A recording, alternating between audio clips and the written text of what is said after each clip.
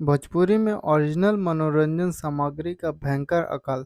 फिल्मों के बाद अब गानों की नकल शुरू। गायक मिक्का सिंह के शो स्वयंवर मिक्का दी वोटी के जरिए सुर्खियों में आई अभिनेत्री आकांक्षा पुरी ने अब भोजपुरी इंडस्ट्री में भी दस्तक दे दी है।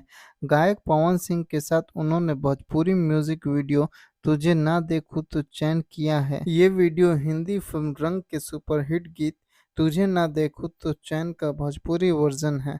इस गीत को भोजपुरी और हिंदी में रिकॉर्ड किया गया है।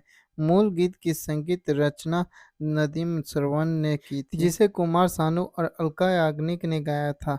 वहीं इस गीत को भोजपुरी वर्जन पवन सिंह और कल्पना पटवारी ने गाया है। म्यूजिक वीडियो तुझे ना देखूं तो चैन में हालांकि पवन सिंह की आवाज़ दिल को छू लेने वाली है, लेकिन गाना सुनते समय बार बार कुमार सानू की याद आती रहती है। यही इस गाने में सबसे अखरने वाली बात भी है।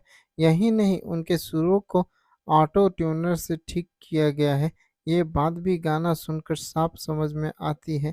कल्पना पटवारी भी कोशिश तो बहुत करती दिखी हैं, लेकिन अलका याग्निक के सुरों तक पहुंचना उनके भी बस की बात नहीं नजर आती। उनकी आवाज़ में जो देसीपन है वह इस तरह के गानों पर फिट नहीं बैठता।